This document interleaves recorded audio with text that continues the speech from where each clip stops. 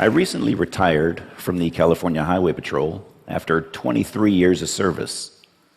The majority of those 23 years was spent patrolling the southern end of Marin County, which includes the Golden Gate Bridge. The bridge is an iconic structure, known worldwide for its beautiful views of San Francisco, the Pacific Ocean, and its inspiring architecture. Unfortunately, it is also a magnet for suicide, being one of the most utilized sites in the world. The Golden Gate Bridge opened in 1937. Joseph Strauss, chief engineer in charge of building the bridge, was quoted as saying, "The bridge is practically suicide-proof. Suicide from the bridge is neither practical nor probable. But since its opening, over 1,600 people have leapt to their death from that bridge." Some believe that traveling between the two towers will lead you to another dimension. This bridge has been romanticized as such. That the fall from that frees you from all your worries and grief, and the waters below will cleanse your soul. But let me tell you what actually occurs when the bridge is used as a means of suicide. After a free fall of 4 to 5 seconds, the body strikes the water at about 75 miles an hour. That impact shatters bones, some of which then puncture vital organs. Most die on impact. Those that don't generally flail in the water helplessly and then drown. I don't think that those who contemplate this method of suicide realize how grisly a death that they face.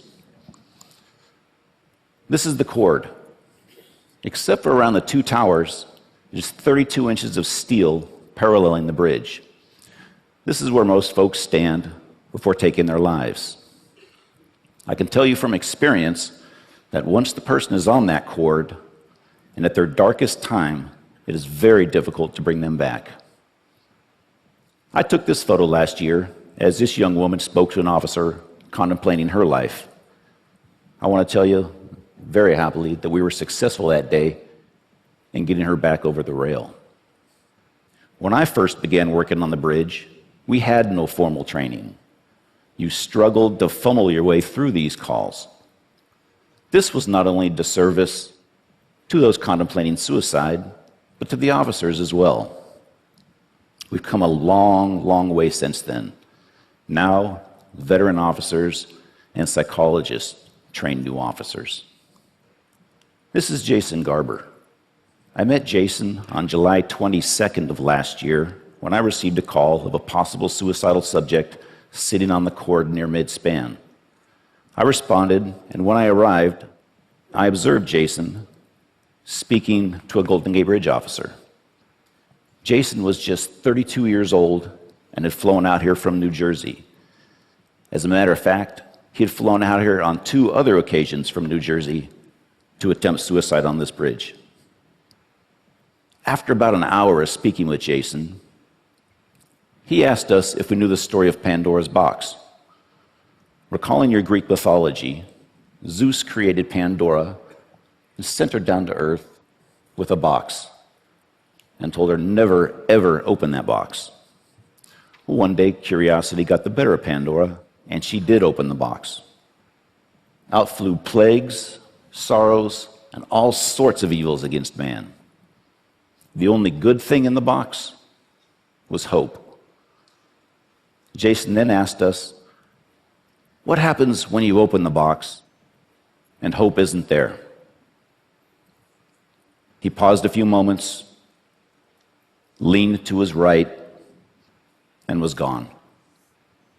This kind, intelligent young man from New Jersey had just committed suicide. I spoke with Jason's parents that evening, and I suppose that when I was speaking with them that I didn't sound as if I was doing very well.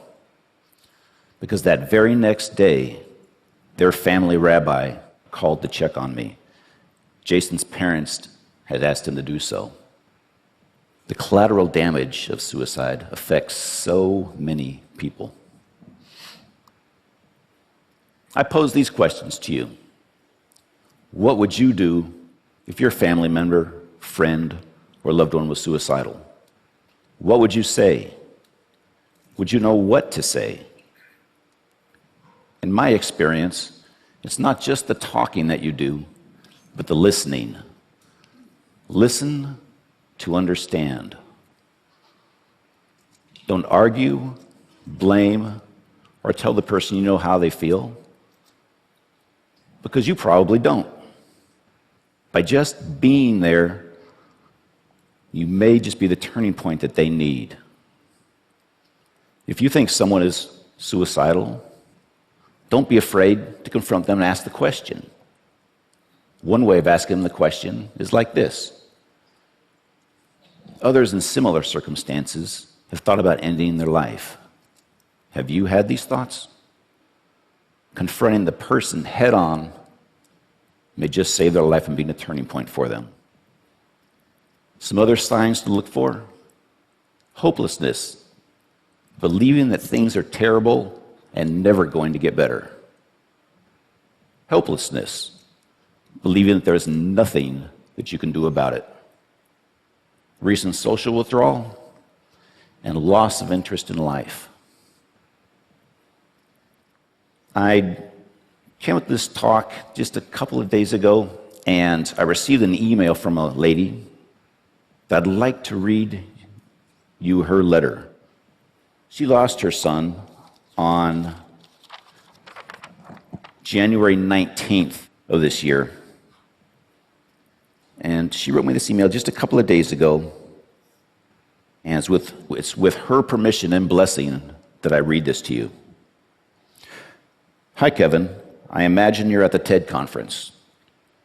That must be quite the experience to be there. I'm thinking I should go walk the bridge this weekend. Just wanted to drop you a note. Hope you get the word out to many people, and they go home talking about it to their friends who tell their friends, etc. I'm still pretty numb, but noticing more moments of really realizing Mike isn't coming home.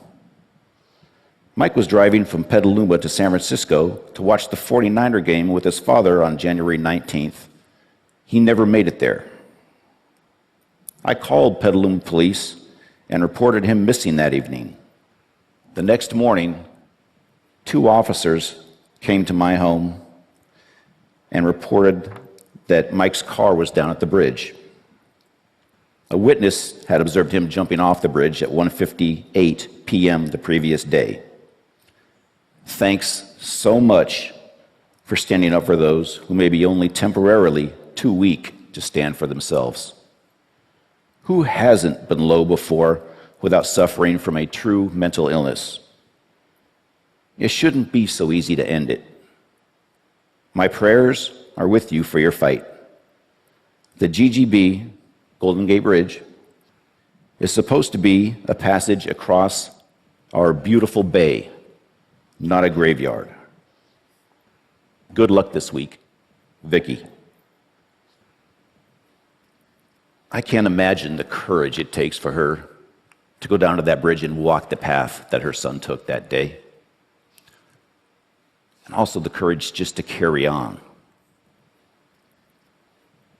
I'd like to introduce you to a man I refer to as hope and courage.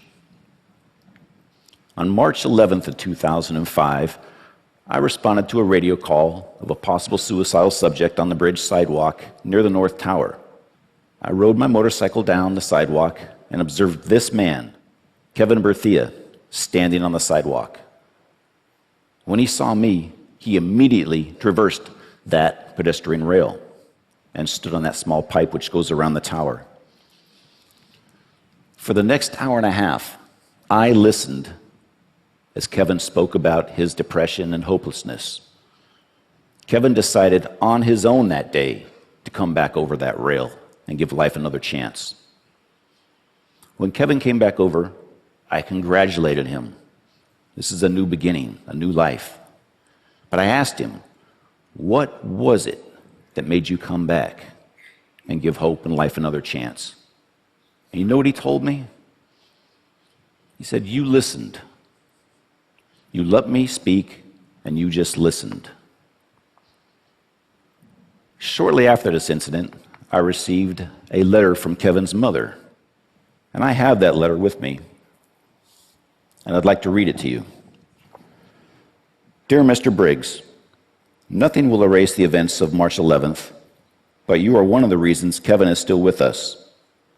I truly believe Kevin was crying out for help.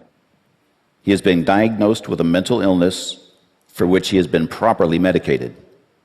I adopted Kevin when he was only 6 months old, completely unaware of any hereditary traits. But thank God, now we know. Kevin is straight, as he says. We truly thank God for you. Sincerely indebted to you, Narvella Berthia. And on the bottom, she writes, P.S. When I visited San Francisco General Hospital that evening, you were listed as the patient. Boy, did I have to straighten that one out. Today, Kevin is a loving father and contributing member of society. He speaks openly about the events that day and his depression in the hopes that his story will inspire others. Suicide is not just something I've encountered on the job. It's personal. My grandfather committed suicide by poisoning.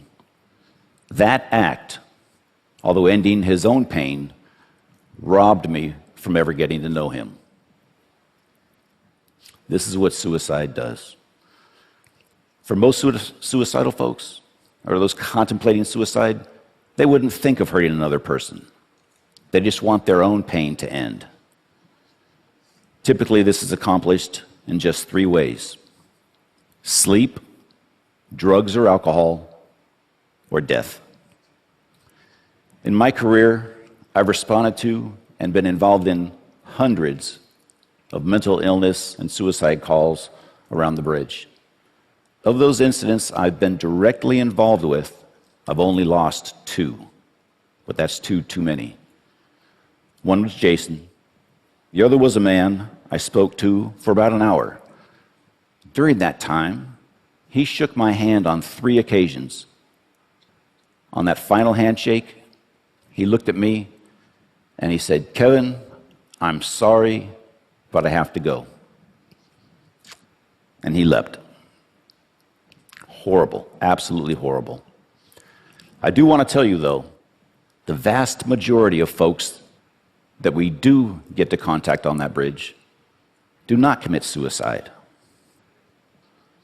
Additionally, that very few who have jumped off the bridge and lived and can talk about it, that 1% to 2%, most of those folks have said that the second that they let go of that rail, they knew that they had made a mistake and they wanted to live. I tell people the bridge not only connects Marin to San Francisco, but people together also. That connection or bridge that we make is something that each and every one of us should strive to do. Suicide is preventable. There is help. There is hope. Thank you very much.